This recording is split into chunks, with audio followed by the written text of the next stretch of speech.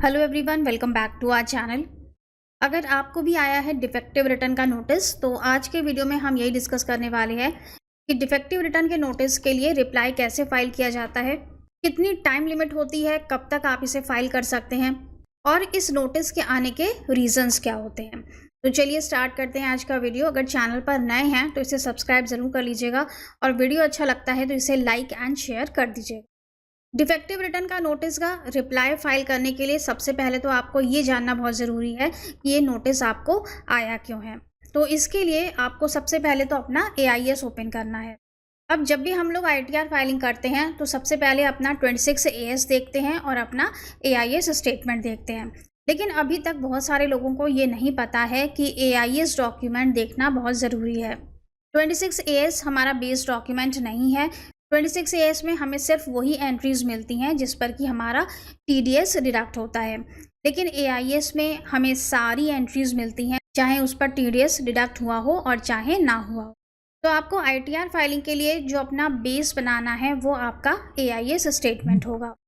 AIS से हमें ये पता चल जाता है कि हमें कहाँ कहाँ से इनकम आ रही है, लेकिन जो आपको अमाउंट्स लेने हैं, अमाउंट्स आप रियल वाले लेंगे जो आपके बैंक स्टेटमेंट में आ रहे हैं।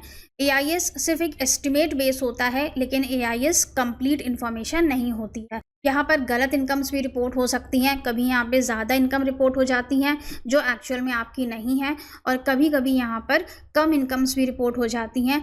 इसलिए AIS और आपकी बैंक स्टेटमेंट ये आपके दो इम्पॉर्टेंट डॉक्यूमेंट्स होते हैं जब भी आप ITR फाइलिंग स्टार्ट करते हैं। AIS आपको कैसे चेक करना है, तो लॉगिन करने के बाद यहाँ ब्लू लाइन में हमें मिलता है AIS। इसे हम ओपन करेंगे और ये कुछ इस तरह से हमें दिखेगा। ये है TIS यानी कि समरी स्टेटमेंट, और इसका डिटेल फॉर्म भी हमें मिलता है। अब TIS में हमें ये पता चल जाता है कि हमारी कहाँ कहाँ से इनकम आ रही है और हमने अपने ITR में नहीं दिखाई है। मान लेते हैं कि आपने ITR 1 फाइल किया है लेकिन आपको डिफेक्टिव रिटर्न का नोटिस आ गया है। उसका क्या रीज़न हो सकता है? एक तो हो सकता है कि आपने अपनी सैलरी कम रिपोर्ट की हो।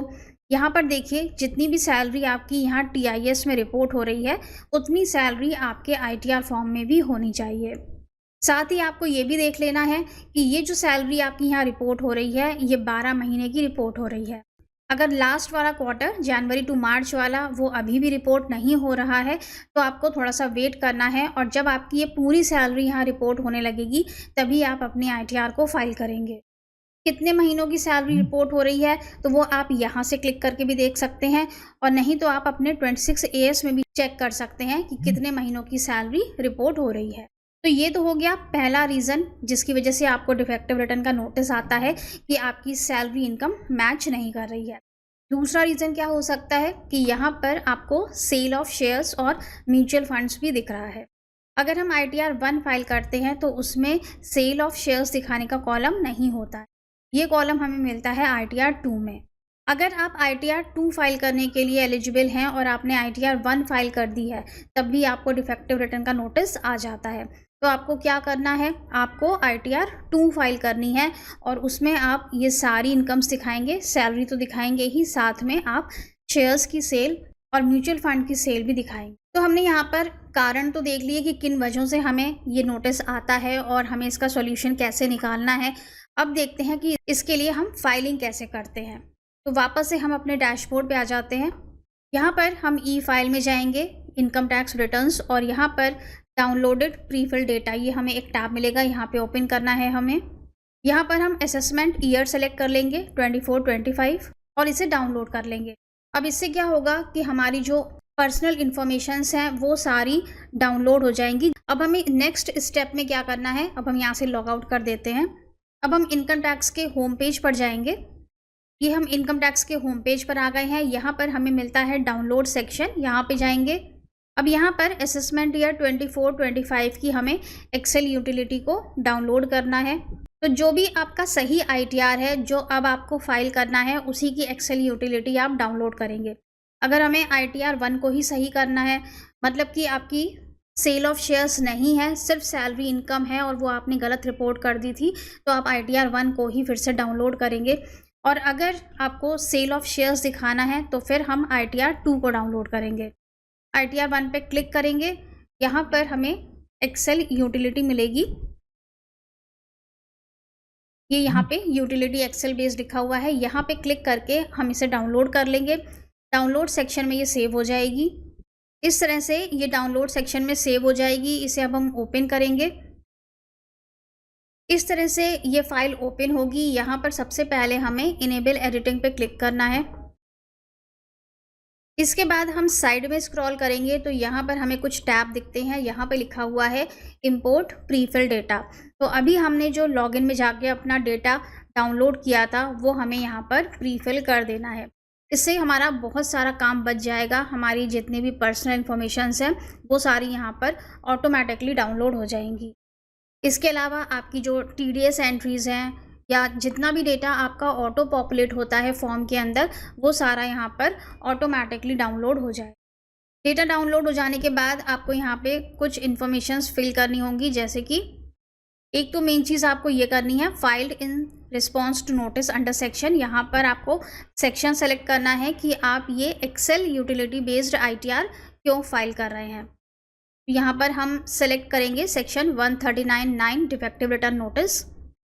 इसका सिलेक्शन करते ही यहाँ पे 2 कॉलम्स और हाईलाइट हो जाएंगे। पहला है आपका रिसिट नंबर और दूसरा है फाइलिंग ऑफ ओरिजिनल ITR। जिस भी डेट को आपने अपनी ओरिजिनल ITR फाइल की थी वो डेट यहाँ पर देंगे। और ये रिसिट नंबर है आपका ITR V का रिसिट नंबर।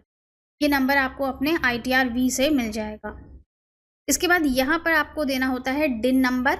ये डिन नंबर आपको अपने नोटिस में मिल जाता है। इसके बाद के सारे कॉलम्स आपको मैनुअली फिल करने हैं। आपकी सैलरी कितनी है, करेक्टेड ITR आपको फाइल करनी है, जो भी करेक्ट अमाउंट्स हैं वो आपको फिल करने हैं। इंटरेस्ट, इनकम या डिडक्शंस दिखाना चाहते हैं तो वो सब न्यू रिजीम में जा रहे हैं या ओल्ड रिजीम में जा रहे हैं। पूरा फॉर्म आपको वैसे ही फिल करना है जैसे हम ऑनलाइन में फाइल करते हैं।